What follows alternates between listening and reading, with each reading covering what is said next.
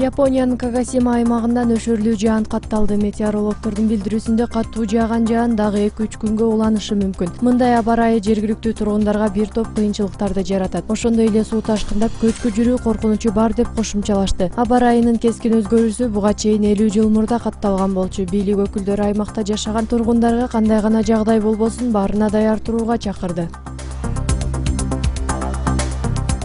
Батыш Африкадагы Либерия республикасында Эбола кайра жанданды. Саламаттыкты сактоо министрлигинен маалымдагандай, өлкөдө оору басаңдагандан 1,5 ай өткөн соң вирус кайрадан байкала баштады. Ага 17 жаштагы өспүрүмдүн оорудан каза болгону далил болууда. Ошондой эле Эбола вирусу Гвинея менен Сьерра-Леонеда да катталган. Дарыгерлер оорунун жандануусун жаан-чачындуу аба ырайына байланыштырат, бирок азырынча кайра жайылып кетүү коркунучу жок экенин кошумчалашты.